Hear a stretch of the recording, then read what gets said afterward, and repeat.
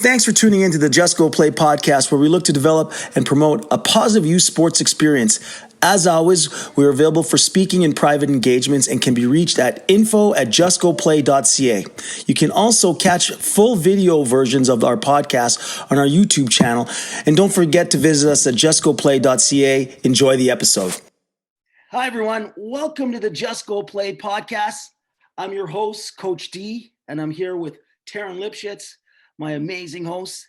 And today we are going to continue talking about culture. We're going to wrap it up today with Matt Young, one of our usual suspects.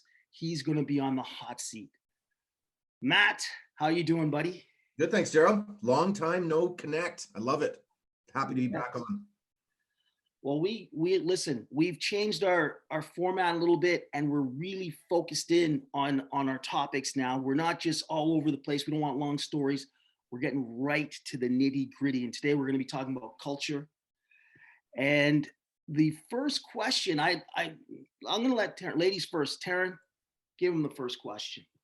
Thanks, Daryl. So Matt, we know you're such an advocate in the sports space, especially in youth sports experience and the quality environment that you want to develop for them. So what we want to understand too is your experience when you were a kid in the youth sports system. What was sort of an example of the good and the bad in terms of your experience with culture?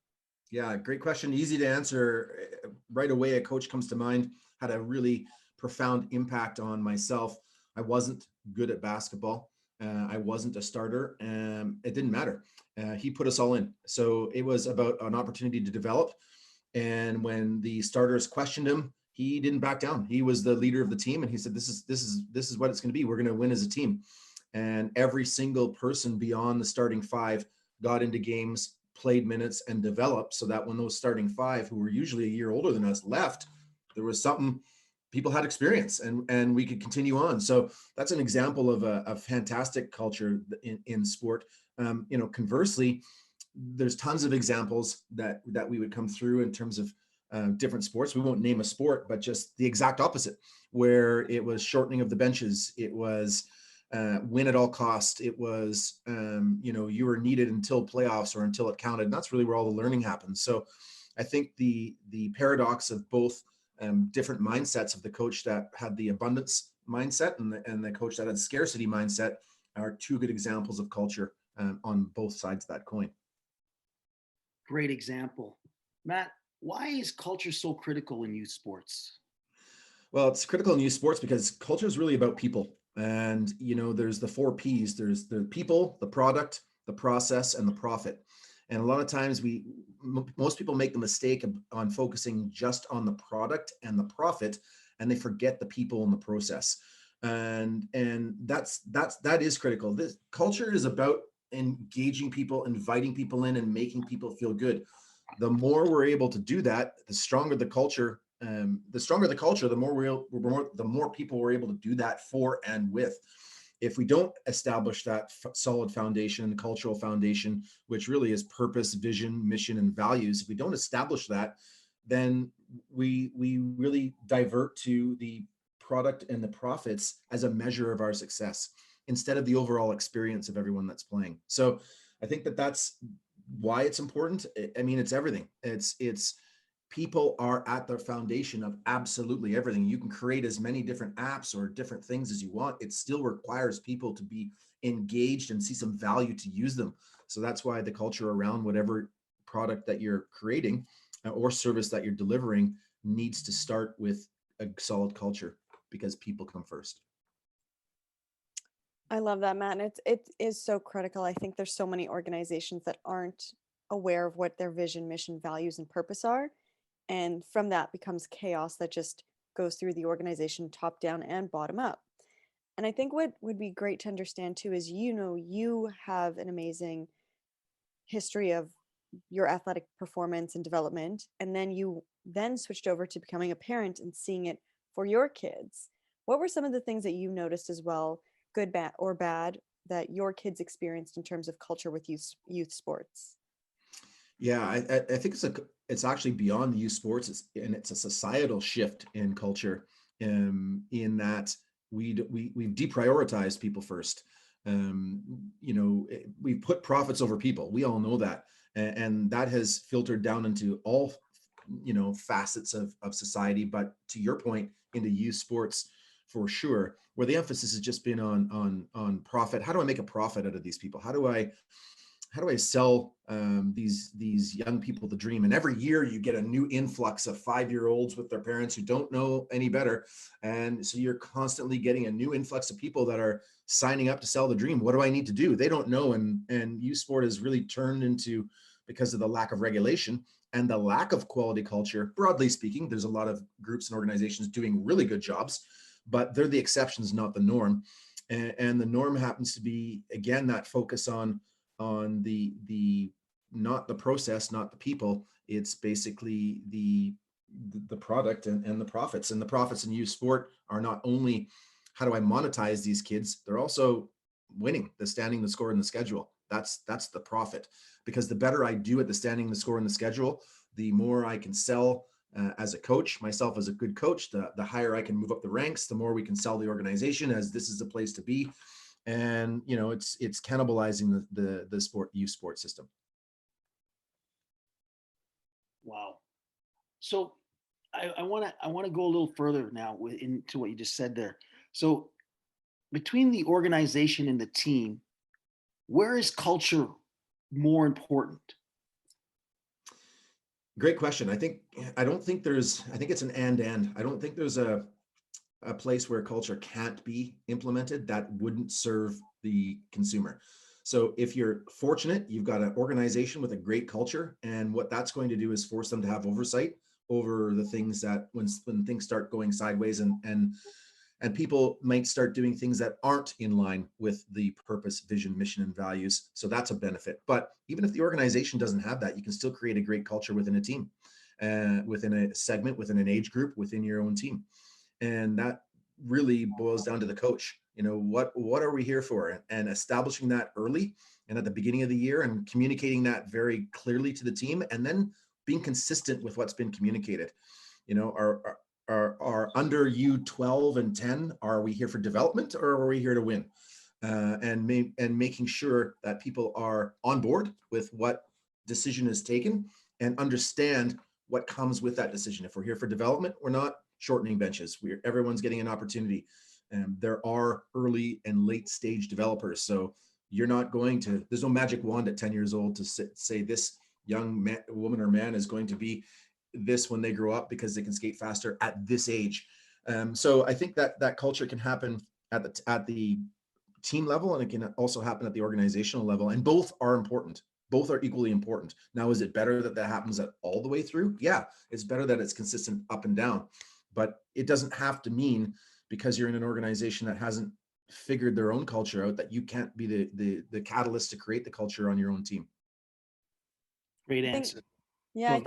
I think it's so important, Matt, because I think there are so many coaches who, whether they're volunteering or it's a paid position, they're so passionate about what they're doing and why they've actually decided to become a coach. A lot of them, are advocating to spend more time with their kid and being part of, their youth sport experience. So I think that's so important. Would love to understand too, how what you do when you go into either an organization or a team to help implement culture. I know last week we had Eva come on and she had some really great insight into some of the challenges she's experienced in her approach. So would love to hear, what's your approach when you're approaching an organization to help them with their culture? Yeah, and she was great. I really liked that podcast with both her and Brian. Had some great things to say about culture in two different settings, but it's all the same. When we go into organizations, the first thing we'll do is sit around and listen before a meeting. So we'll get there about 30 minutes early and just have a chance to listen to people. You're the outsider. People don't really know. They know there's somebody that's coming in to talk to them, but they don't know who it is and who's this person. So we'll just sit around and listen. And 9 times out of 10, it's all about some of the struggles that people are facing and the challenges. And did you hear about that yesterday? And oh my God, I got this on my plate, et cetera, et cetera. So the first thing we do is sit down and introduce ourselves and why we're there. But before we get started, we hand out blank pieces of paper and we ask the people that are in the room to write their purpose, vision, mission, and values on that blank piece of paper. Don't put your name on it. You're not going to get judged or anything. And then we ask them which is usually senior leadership, to hand that into the executive director.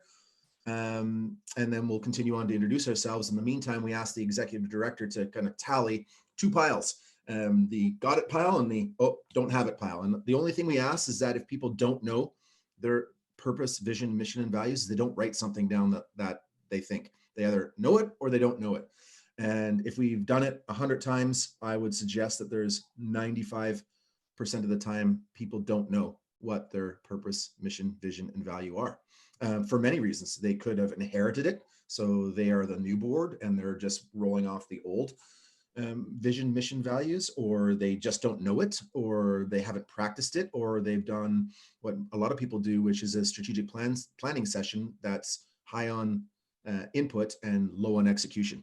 So that's the first thing we do, and usually it's a great opportunity to start right there. And what we do, if we find that more than 50% of the people in the room have not been able to give an answer, we redo the purpose, vision, mission, and value right there. That's the first thing we need to do, because nothing can happen until that happens. You know, and culture is so important. And as you've heard from Brian, as you heard from Eva, that if you don't have it, you got nothing. It's a lost leader. The tail will start wagging the dog, so to speak. And the reason why people don't dive into culture, number one, is because it's really challenging. It's challenging, it takes time. And then there's an apathy around it. Wow, do we really need this? And people get lazy. And that's why it starts off, you know, really excitingly and then kind of tails off. So that's the first thing that we do when we go to organizations, is really try to help them create and establish that day forward a culture. Because if they're not on board, they can't complain and whine and all of the other things that happen about the parents, the coaches, the players, and everyone else not being on board, because what are they going to be on board with? Great answer. So it sounds like when they set that up, that, you know, when they come up with their new mission vision for the organization, the first part is policing it and making sure they all know it. So, you know, in the example you're talking about, if it's, I think the coaches and the people dealing with the kids and the teams, those are the ones that need to be accountable largely to the other stakeholders, else it's not going to get spread. Like it's not going to happen. And if the guys on top aren't policing it, then, you know, where I'm going with this is this needs to be policed. And in your opinion, I think, is this the biggest challenge we have, that people, like you said, that we don't need to focus on that too much. That I know what they mean, but we don't have to pass it down. Is that one of the biggest problems, Matt? Without question. Without question. It's hard. Again, it's difficult to establish. If you don't have experience in people management or business management, it's hard to actually be consistent about that. I mean, it takes time. To your example, you're asking the coaches that are volunteering what their values are, and you're making sure there's alignment. What we have now is a situation where you're asking people to coach because you don't have any coaches. So you're just taking the person with a heartbeat and you're hoping that their values align with your values. But you know what? 9 times out of 10, they might not. And you've put the wrong person in place. And because the excuse is, well, we just needed someone. You don't understand. I do understand. You will have more problems by hiring someone who's not aligned with your values downstream than you will if you took your time and made sure the right people were on the boat upstream. So it's a very proactive and heavy lift at the front end for a much smoother down end. And that's not typically how society's wired. Like Simon Sinek, everyone plays the finite game. Let's just get through this season, this day, this game, this tournament, who cares about next year, next kids, their kids, who cares about that? We got ours, let's move on. We need to have an infinite mindset, which is, how is this going to be sustainable long-term beyond our kids' 5-year experience, beyond us getting on the board for the 5 years that our kids play, and how about being on the board for the betterment of other kids? So until we get that servant leadership, true servant leadership, we're gonna struggle. And you're right, it's very hard to police. Matt, it's so interesting because culture is so critical in all aspects of an organization. It's also really hard to implement, like you've been talking about. What are ways that organizations can get support for, you know, the volunteer coaches and their coaches, the people within the organization, the executives at the top? How, you know, because I'm assuming it's not just one person or one process that will get everyone on board. What is it that they can do for the whole organization? Yeah, I think you have to go to an organizational audit. So what I would love to see is the national governing bodies or the national sport organizations being able to recommend and provide vendors that can deliver that. And there are lots across the country. There doesn't need to be one or two. As you know, Taryn, we do that. We've just started to get into that process.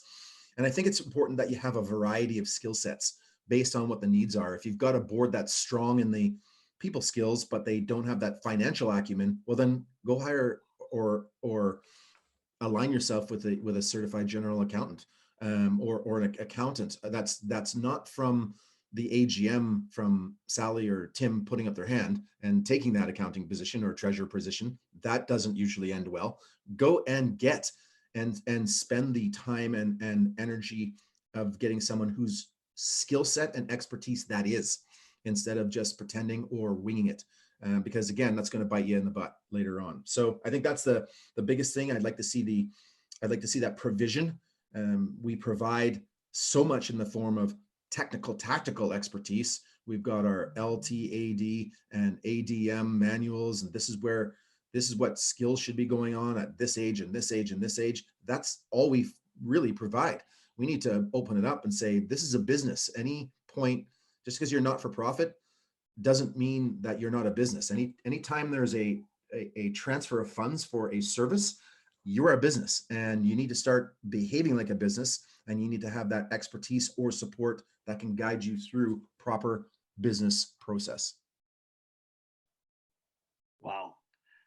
I love having you on, Matt. Listen, your answers are dead on. And anyone listening in our audience here about culture, you can hear how culture is pretty much everything. We're going to start off with our first steps. If you could give 3 things that for people to take away today, whether it be organizations, teams, coaches, can you give us 3 things that they can walk away with? Because we're wrapping up culture right now. You're the man to have to finish this off for us. Can you give us 3 things? The first thing is understand the importance that culture plays. If it doesn't come to you naturally or through a podcast or listening to somebody else and you don't know about it, research it. Research some of the best organizations in the world and how much time and energy they invest into culture. Number 1. Number 2, take 5 minutes to think about your own purpose, mission, vision, and values as a coach, as a parent, as a technical director, as an executive director or president or board member, and write those down. I think that's where it starts. And if you don't have them, then you don't have them. But I think once you've written those down, then the next third step is making sure that you are putting yourself and your children in organizations where your vision and mission and values align with the organization vision, mission, and values, and ask those questions. Don't be afraid to ask the questions. You're going to make a big investment in your child or your athlete's youth sport process. It can be anywhere from $2,000 a year to $30,000 a year, ranging across every sport now. So you're going to make a big investment. Why not make sure that investment, you wouldn't just invest that money without doing your homework in any other facet of life. And those facets are transactional. This is your kid. This is your pride and joy. This is the young person whose your only job is to make them as good as or better than you and create great experience and have them turn out to be, contributing community citizens. So it's really important that you make sure that you're not just settling. And if you see something that doesn't align, you ask the questions. You seek to understand, you ask the questions, and you don't stop asking those questions, because a lot of times we get afraid to challenge. We're told, hey, listen, if you have a problem, you talk to the coach, then you go to the technical director, then you go to the president, then you go to the AGM. And if you want to join the board, listen, I've done all that. It doesn't work. You get a big X beside your name and everyone knows it. That's why no one does it. So although that process is there, unfortunately, one of the only things that creates that change is shaming and taking it to the public and I'm not suggesting you shame everybody, but what I'm saying is, if you have a culture, you don't get to that stage as an organization or parents if you have a good culture. If you don't have a good culture, then shaming is kind of the only way you end up making change. And we all need to do better on that. The parents need to do better. The athletes, they need to do better. What is your purpose? Having that exercise at the beginning of the year. Why are you here? What do you want to get out of this? And here's how here's who we're going to be, not what we're going to achieve. That's outcome based. Here's who we're going to be. We can control that. We can't control being in a league with 300 teams and every one of them going, we're going to win the cup. Well, that's 299 teams that aren't going to win. That's a really crappy set of goals and objectives and milestone to hit. But you can control who you want to be, acting with integrity, character, being gracious in defeat and victory, helping the community, being good community citizens, supporting one another, and working hard, developing work ethic, developing all the life skills that are in there. So, I think it's important for each stakeholder, the athlete, the parent, the coach, the officials, the administrators, to ask themselves, what are my values? Why am I doing this? And that answer better be more than, because no one else will, or because I want to, it's all about me. That answer can't be like that. It needs to be something big. So those would be my 3 steps in terms of how to actually operationalize culture and start thinking about it and making it an easier process, because it is quite complicated and challenging. Great first steps, Matt. T, you want to add anything before we wrap her up? I just think for anyone who is listening and they do realize the importance of culture and want to make changes within their organization or with their team, reach out to us, because we have resources that can help you with it, whether it's books, whether it's companies to hire, consultants. Reach out, because making that change and that investment now will improve things long term. And to add to what Matt has said, it's just now's the time to work on the business while you're not in the business. And culture's king and queen. Let's create a great culture here. Such a great point. I love it. And just to wrap up, after going through this, Matt's first steps and the people that we've had on the program, culture first. If you don't work on your culture as the first thing you do as a coach, an organization, you're not sure what you're going to get. You have no clue what you're going to get. It might be good, it might not be. So that's my big takeaway. It's first. It's the first thing an organization, a coach should be thinking about. What kind of culture do I want to have here? So on that note, just go play, everyone. Thanks for tuning in. And if you like this podcast, or someone needs to hear it, please share. That's the fee. That's all we ask. Please share this. This is great stuff. Thanks, Matt. Thanks, guys.